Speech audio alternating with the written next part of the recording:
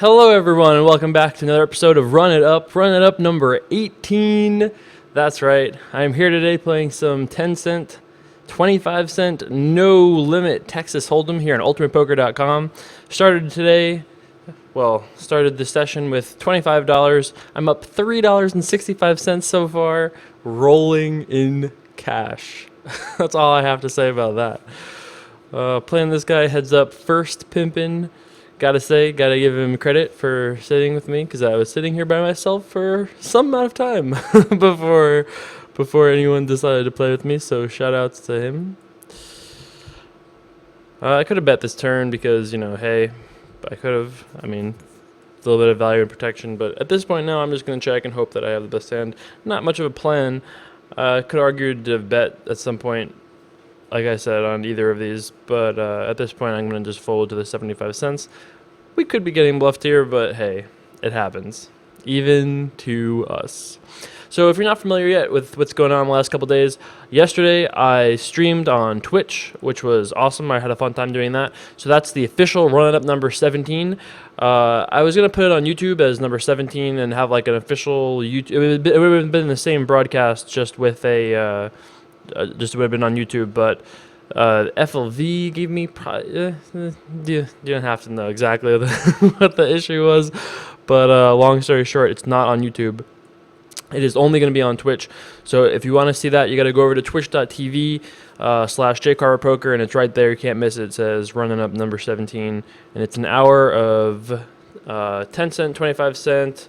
Oh, full house? Full house? I can't beat that.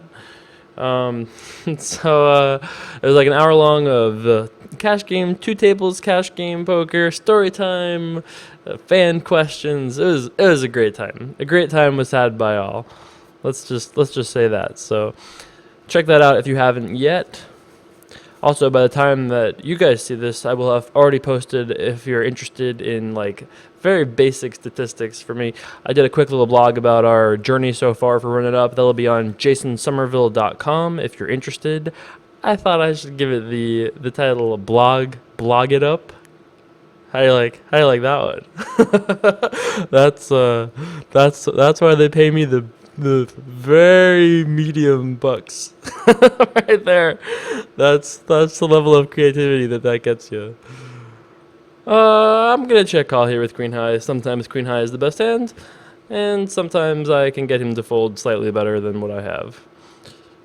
Looks like I'm on the plan of queen high is the best hand.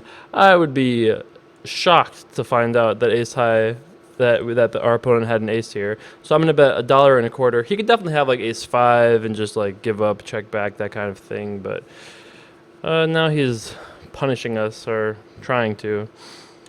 I mean, I really doubt that he... I mean, this doesn't make any sense. I mean, you check back the turn so fast. I think I'm going to pay him off here just to see what he has. I don't think we win here very often, but we really don't have to. I mean, I don't really think this would be a very weird bluff, but I just don't really see what he has. Yeah. Get out of here. That's why I wear the sheriff badge, buddy. That's why I wear the sheriff badge.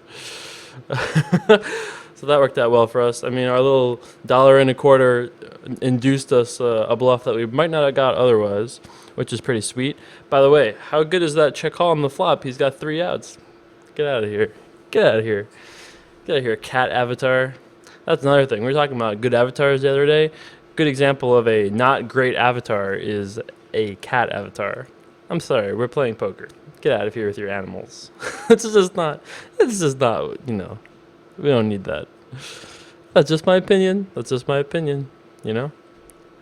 Alright, so this guy's gone kind of wild, which is alright. We just need to kind of clamp down on these loose min raises, and I'm probably going to start limping hands like this until he calms down. Now, I will be min raising really good hands, that's for sure.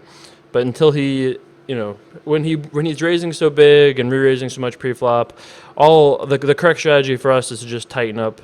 So that's what we'll try to do. If he makes it $1 against our limps, we'll just have to even tighten up this much. I mean, we can start calling with hands a little bit better than this, but not as bad as 8-9 offsuit, I don't think. It's close though. It's close. Actually, I think we can actually call here. I think it's a very slight win, but hey, slight win's a win. It's still a win in my book, right? All right, not the most winningest flop here. I think my last second instincts might have cost us 75 entire cents here. But he checks, which is not the worst thing for us. If our hand was a little bit better, maybe I would just check and see what we could do here. But given that our hand is as bad as it is, I think I'm going to just bet $1.25 and hope it just goes away. It's very possible he does not, but I'm going to at least try it now because when it works, it feels so sweet, you know? We just got in there. It's the best thing about cash game poker, you know? You can't just sit around. You got to just get in there and put on your gloves and just bang it out, you know? You got to just you got to just get in there and do it. So that's what I love best about cash game poker. That's for sure. All right, gonna try limping here with queen 10 of diamonds. He might have been put in the cage a little bit by our 8-9 offsuit play there. Who wouldn't be, right? So he might be he might be temporarily cooled down for a little bit. 7's kind of a bad card for us here. We might have the best hand. We might have had the best hand on the flop, and if we did, we are at least somewhat likely to have the best hand now. But I'm going to go into check back mode at this point. Ace is a not great card for us, but hey, queen high might play. We beat 4-5, 5-6. I don't really think bluffing might not be the worst thing here because he might fold the 3. Never folds a king, might fold a 3, might fold like pocket 4s, pocket 5s, pocket 6s, stuff like that. Don't think we're winning when he calls though. Oh, we chop. Oh. Lucky day. Hey, you know what? Props. Props on the call. I mean, we did have him 1 pip the whole way. So it's like on one hand, it's like sick suck out, bud. But that would have been sick if the board was all low cards and it was just like 10 kicker. Queen high, 10 kicker. Nice hand. That's me rapping on my desk, by the way. You can't really see that. And I'm not really. There you go. Now I'm rapping on the frame like a true professional. So I called here at 9-4. I could have just shoved this flop. We have an overcard, an open-ender. Lots of those good things. At this point, I'm not really loving this, but maybe we can still call. We have a little bit of implied odds, although not much. I don't think we ever have the best hand. We have the best hand against 8-4. Exactly. Deuce on the river is going to eliminate all those concerns from my mind. We probably chopped the spot a decent amount of time, though, with what he had. I might have been able to fold in the turn. We're putting in $1 to effectively win, like, an average of $5. No, it was $3.30 in the pot, so we're probably winning an average of, like, $4 of his total. It's probably very close to a break-even call. But not this time. That's right. Check snap call. Sick check. He trapped me. Straight. Let's move on to the next hand. Oh, we got ourselves a fan in the house. That's right.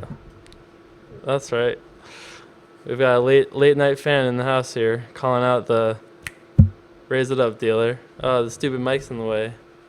Oh my God. I'm one-handed over here. This is a catastrophe. All right, I'm gonna have to like do it like a real hipster and just be like, 101 dealer. Oh, that would be something. If I just did it without any of the prep and just did it once and never made a face. That's one of the things I fear most about these videos is that if when I go back and I watch some of the old ones, I make jokes that I say in a joking tone, but I'm just sitting there with like a flat expression. So, by the way, check out this little value bet. This little one-way train to Value Town over here for our friend First Pimpin'. But yeah, I worry that people go back and watch old videos and hear things I say, like, you know, when I'm results oriented and I don't like clearly make it a joke though. So, fair enough, bud. Can't complain about that. But yeah, I think you guys have been pretty good to me in the long run. I haven't had any problems with people being like, "What do you mean? What do you mean by that?" That hasn't happened yet. Not too often, at least. And I appreciate that. That's why I do these videos, because you guys are the best. And 9% women. 9% Huge numbers. All right. Well, it's time, boys. I'm all in. I play all my chips. He's like, what do I do? I put half my stack in. Oh, look at us with the 10 high, just crushing it. Deuce. Oh, deuce ball. 10 high ships it all. There you go. Look at that. That is something. Yep. Your cards get mucked. Ship me the pot, dealer. All right. Well, now we're playing heads up against our fan here, who probably is a little worried, given that I would fold my button too. Did you see this guy? He just won a pot with 10 high showdown. How do you play your button, you know? All right, so we're going to play this guy for a little bit. Heads up, give him the action that he's clearly so rooting for over there. Not a bad session so far. We've already picked up $11 or so. Not that we've booked that win by any means, but if we quit right now, we'd be up $150, up to over $150, which would be pretty sweet. My plan against this guy so far, I mean, I don't really think we've got enough history to have much of a plan developed, so my normal plan against the player at this limit is probably going to be just, let's just test him. We'll see what his tendencies are, post-flop, pre-flop. Probably start with min-raising most of my buttons and go from there. Going to be betting here because we have a pair. That's it. That's the reason. We have a pair. We have a pair. I choose to bet. Thanks for playing. 7-11, 2 fans. We got ourselves a fan game here. The dime quota fan game going on here. Late night. Yeah, pretty big brick flop here. Maybe there's a chance I can win this pot with some sort of shenanigans. It's 46 cents? Why do you bet 46 cents? It's like exactly half pot? Is that what that is? Yeah, 46 dealer. Oh, I love it. Oh, I was going to check raise bluff this guy, but now I'm just going to fold. He earned it. He earned it. It was already a very sketchy check raise bluff, so anytime when you... if he did the double finger, then I just can't argue with it.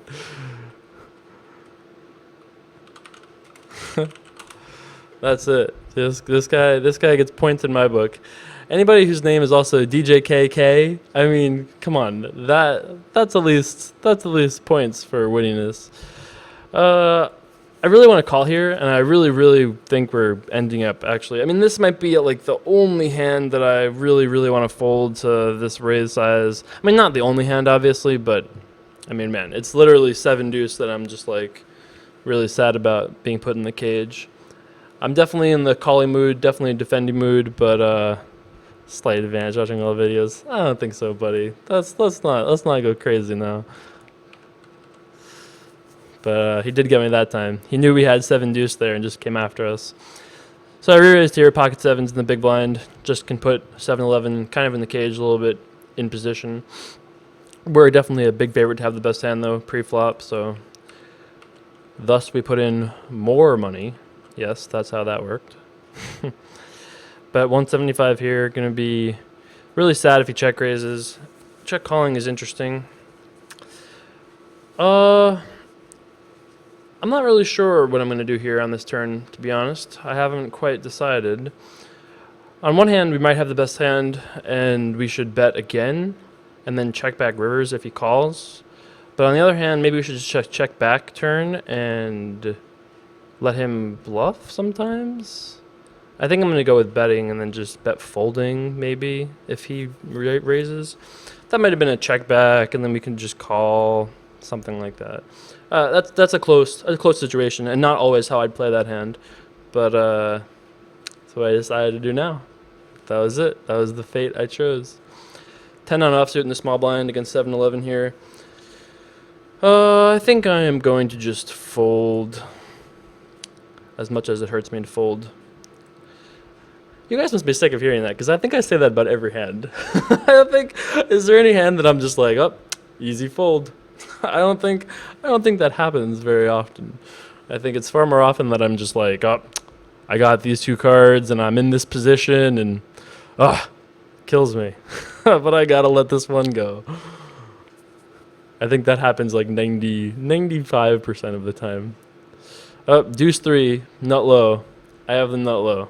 Does that win? No? Didn't win. Spoiler alert.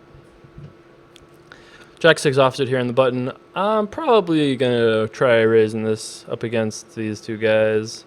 Against the limp, I guess we just fold. I mean, if our hand was a little bit better, maybe we'd get in there, but I think we can let the Jack 6 go. Wait, I take that all back. Easy fold. You know what? Easy fold. I have the Jack 6. I'm just folding. It's Jack 6. Yeah. Every once in a while, even me, even I let the Jack 6 go every once in a while. I got that comment from a friend who was like, Jason, I like your videos, but all of my friends, we just fold when we have 7-4 suited on the button. And I'm just like, oh, okay. Okay, that's fine. You can do that. I'm not saying what you have to do. I'm just taking you through the journey of what I would do, you know? Nowhere in any of these videos do I say, do what I do. If you want to do what I do, hey, that's cool. And this is very similar to what I would normally do in all of these situations. Like, I normally would be tempted to raise 9-3 suited here under the gun, but discipline. That's it. A little bit of running up discipline here. If we're all going to be taking huge stabs of our bankroll in cash games, you know, the old 1/6 of our bankroll in this on the table right now, you know, I guess we can afford to fold the 9-3 suited under the gun here. You know, people have asked like what I would do if I was really trying to play like super seriously. It was like my life money, and of course I would play a lot more reasonably bankrolled then. But you know, it's a challenge. It's supposed to be exciting. You know, what kind of a challenge would it be if I was like, hey everybody, well I safely grinded my 30 buy-in bankroll today. I won 3 buy-ins. Herfty derf. Thanks for watching. I mean, I don't think that would be that fun, personally speaking. If these guys were both a little bit deeper, I'd be tempted to call here, but as it is, easy fold. Easy fold. Probably going to play here for about another 2 orbits or so. Getting a nice solid 20-minute video, little late night. Prepared action. I'll be sleeping when you guys watch this for the first time. That's always great. Night casting, so much better than day casting. I feel like I could do a morning type of show in energy levels, but I never have that much energy in the actual morning, you know? This is my energetic state at 3:30 in the morning right now. This is how energetic I am. I can do it. I can do morning shows at 3:30 in the morning. Maybe that's the trick. I just have to like stay up all night long, and then I can start doing like, you know, poker and a cup of coffee shows. My end of night, your beginning of day. That will probably never happen. But hey, who knows? I briefly considered, as I sat here with no action, opening up the empty table and a fireplace and just sitting back, you know, just doing the relaxed cast. We just sit back, we relax, we all just hang out, you know. Yeah, there's poker, but who cares? We got a fireplace. But no, I didn't do that. The fireplace can't make an appearance every time, you know. It's got to be only special occasions when the really good stories come out. Or, you know. King's going to ship this pot here for the main pot, which I guess is the whole pot. I wish I had a fireplace. I did have a fireplace for the best story I've given away recently, which is the Isildur story. I'm not even going to tell you. I can't even retell you. I just told this story yesterday. You have to check it out. Run It Up 17. Twitch.tv/JCarverPoker. That's it. Go there. Check it out. Watch it. Enjoy it. Alright, going to play here for another orbit. I'm not quitting because alpha male sat and I'm scared. As much as that looked like that. oh shit, son. Alpha male. Time to bounce. No. He might be a perfectly fine player. He might even be the sickest player on the site. I have no idea. I'm just saying. That's not the reason why. That's not the reason why. King high, ace high. Ace high will take this one. Ace 9 of hearts. That gets a raise in my book. Raise it up, dealer. 65 cents. 65 cents, dealer. Let's see how this goes. If 7-Eleven shoves, I'm probably just gonna fold. I mean, it's gonna make me sad, but it's probably like the. Ooh, that's some flop for us. All right, so if it checks to me, which I assume it will, we will be betting.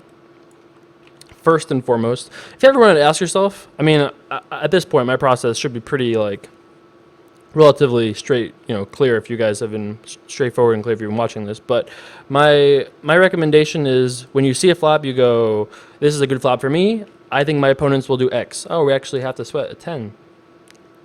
Not this time, unfortunately. Yeah, ask yourself like, what's happened so far? Let's recap the hand. That's what you should do. Every time a card is dealt, you should ask yourself, what's happened so far? What's changed now?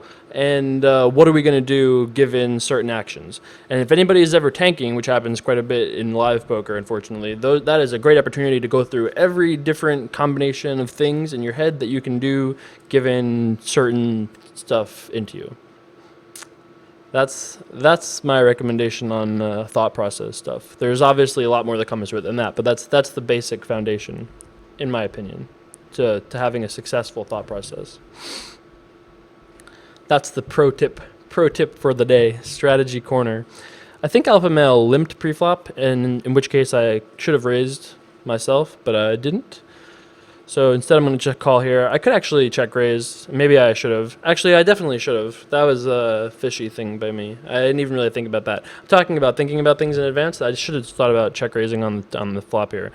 At this point, I'm probably going to just check fold because I don't really think he's barreling too often. And I don't really know if a check raise is very believable at this point. We could have the best hand sometime. Maybe I should have even just check called there again. This hand was a little bit botched from the beginning. I was kind of derailed by my own speech. And now we're back on track. How often does 100K hands happen?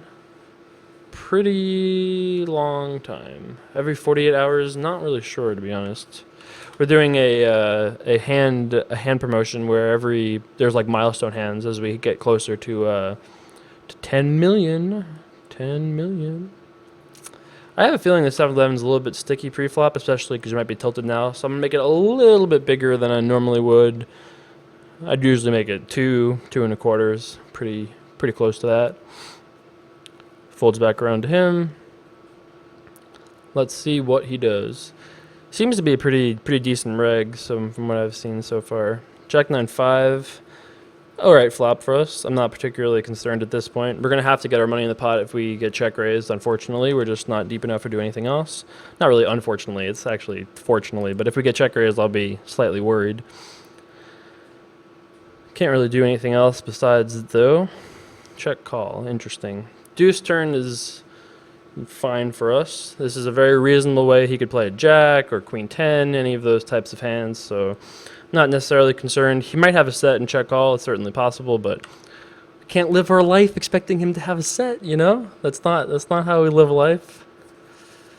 I think I'm going to try shoving. I think that if he has a jack, he'll call a shove. If I bet like 7, it's like an awkward stack size where he's like, I don't really know. If he has queen 10, he's floating no matter what he does. I think if you just shove in this spot, I think he'll maybe anticipate a mind game and might tuck himself into calling with a jack. But I don't know. He knows he'll see it on video, so I guess maybe there's some equity in just not getting to. You have to pay $15 to find out that you dodged aces. But good fold either way. Maybe 7 is better in that case, but I could have bet like 650, something like that. That would have been similar, I think, in value. Even though in this particular case, like maybe 650 had a slightly higher value. I think in the theoretical like spectrum of how he reacts to certain bets, I think they're probably pretty close in value. But could be wrong about that. Good fold by him. Seemed like he folded a decent hand, but maybe he's just like mad at us. Who knows? You never know with online poker. He could be deep in thought. He could be having a sandwich. No one knows. It's great. All right, very last hand for us under the gun here. Let's see what we get. Jack 7 offsuit. So we're going to be mucking this. Pretty decent session for us all in all. Another winning session. This is a 4-session heater. Now we're doing some running. We're running it up now, boys and 9% girls. So we did it. So shipped a solid $23 here. I think that means I'm up to right about, I had like 140 to start today, right? So I'm up to $160. Wow, looking good. Team run it up. We're running it up. Finally, new peak for the squad. That's awesome. Anyway, hope you guys enjoyed this video. I had a great time with this video, so hopefully you did as well. If you enjoyed, don't forget to like, comment, subscribe, share, show your friends. Be like, look at this guy. He's running it up. He's winning money. He's bluffing people. It's amazing. He's playing sheriff sometimes. It's great. Anyway, really hope you guys enjoyed. Thanks so much for watching. I really do appreciate it. I'll be back with more tomorrow. Peace.